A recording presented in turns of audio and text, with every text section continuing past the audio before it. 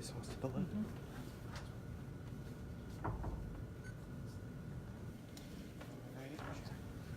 Want to make sure everybody's cell phones are on vibrate or silent before we get started.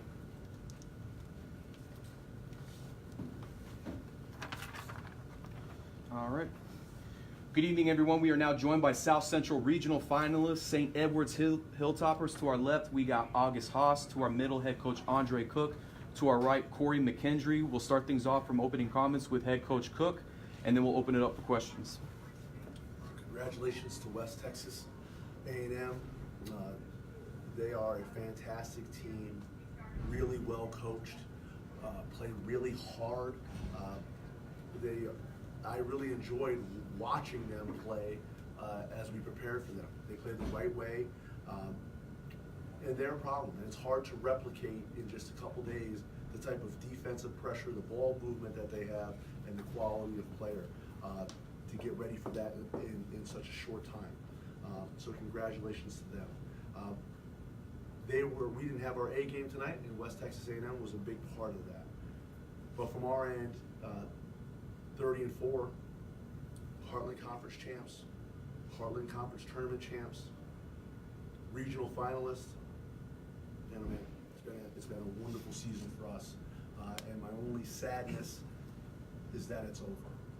Is that the abrupt ending of it all. That we don't have practice on Friday. That's the only. I don't get to coach my one senior anymore. That's the only sadness I have, is that we didn't win. There's so much joy that season has had for all of us.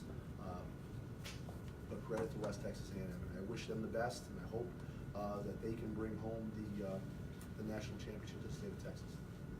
Coach, it felt like you guys were neck and neck for that whole first half until about the last 5 minutes. What kind of changed around that time of the game? You know, I believe we were up 26-21. I felt like we were right around 8-9 minutes. I was trying to deal with some foul trouble. We had some, Corey Sherville, Ashton Spears, so shuffling the deck a little bit. So we had some lineups maybe that we haven't had seen a lot of during the year. And then they went on that run. I had to put Ash back. So we knew when you watch them play that they're such a team of runs, and you have to try to limit them as much as possible. We had some looks that typically we hit, we didn't. There's runouts. We don't have the lineup or the matchups we want, and they took advantage of it. And now it spreads to 10. Okay, let's settle down and get our starters back in and get off to a good start. Now it's a 13-2 run, and for all intents and purposes, it was very hard to come back from that. And then speaking of the runs, first five in the second half. That was a 15-2 run. Yes, it ended up being 15-2. Well, the second half. Yeah. Gotcha. And now it's over. I mean, we just looked. We started doing things that we haven't done all year. We're not running our offense crisp, and we're not defensively. We're trying to hit the home run. We're trying to get the steal, and they got us out of sorts.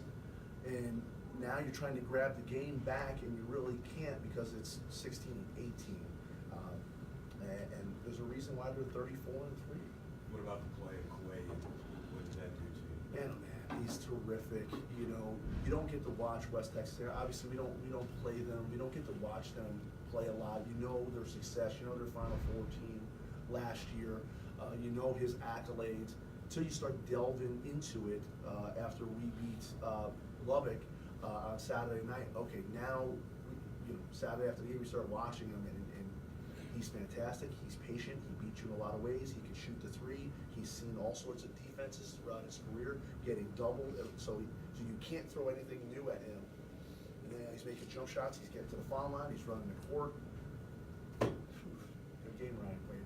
And congratulations. That's why he has the accolades and the awards that he does. Coach, it's a historic season for you guys, obviously, for St. Edward's, and Corey, this for you as well. Kind of reflect on the process of getting to this point, not just this season, but kind of what you've built on throughout the years to make this regional final run.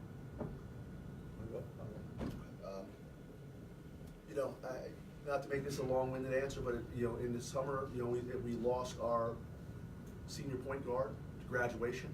We lost last year our leading scorer all-region player to grad transfer. We weren't sure. You know, let's not forget, we were picked 6th in the Heartland. We were picked 6th. We got this man to my right, who's a winner. We got Ashton Spears. We had a freshman Luke Kleiman that played a lot of minutes for us, and the culture changed. You know, and this senior Corey McKendry, they started believing, and it started with Og, and everybody knows that. Og walks through the door and he says, "Coach, we're going to win a national championship." That's high. That's lofty, but he believes it.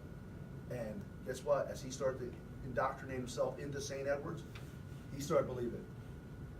Players started to believe it. Coaching staff started to believe it. Now you're 4-6-0. You get ranked 20-1, and the season starts going, and you build this big snowball. Like, we're going on the court. We're going to believe. We believe we're going to win. And the whole culture has changed.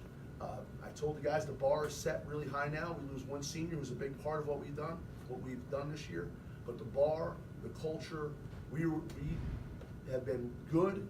And how do you get to that next step? And I think we proved that we can do that this year. Are you looking forward to playing against the LSC teams next year? Not if they all look like that.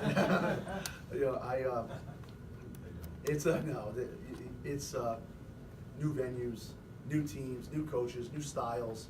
You know, it's going to be fun. I'm glad that we're heading into a new league with the majority of our roster back, senior laden, tough group, battle tested. You know, we'll be ready for it. We'll be ready for it. Corey, you heard Coach talk about those runs. I know you knew they were going to try to get one. What you guys try to do to stop them? What was going on and you were out there playing? We really just try to get back to what we do. I mean, control the tempo, run our sets, run crisp. A bad shot really leads out to a fast break for them. So run our stuff crisp, get a good shot, goes in, great, get back on defense, they miss it. These weren't in position to get back, transition defense. On defensive end, we just try to really suck in and prevent them from getting to the paint. But really good team, really fast. And, they got the best of us today.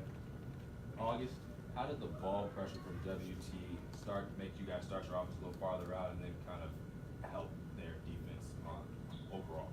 I mean, it definitely helped them a lot. There were some quick guards. They got some 3 tough guards.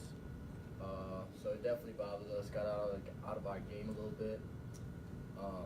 But I mean, I think it's more on the defensive end. I mean, we didn't get stops, especially in the beginning, which gave them a lot of confidence, get the crowd involved, and so I think it starts with defensive end, and the best way to get good defense is good offense and get good shots. So yeah, so it definitely bothers us, but a lot of responsibility on me. Got to be better handling the whole situation and making sure we run the offense well. Coach, how do you think your team handled the crowd? Pretty well. You know, it's a respectful crowd that's cheering for their guys. You know, and credit to them. I'm not sure what the numbers was. I know somebody said they expected 3,000, 3,200. I don't know what the final number was, but they were very respectful. I mean, when we walked off the court, it was nothing but applause and pats on the back. Now, we lost. If we won, I'm not sure that would have happened, but I thought they were very respectful. They cheered for their team, and they should. They should cheer for that team. It's a fun team to watch. It's good basketball that they play. We were excited about the venue. Now, I mean, we may have 800 or 900 at our regional games. We've talked about that, and that's what you want to play. That's the type of situation. That's why you work at the game. That's why all those jump shots, all those time in the gym by yourself, all those weights, is to play in front of, to showcase your talents in front of 3,000 people. And so I thought we got into the game. We're up midway through.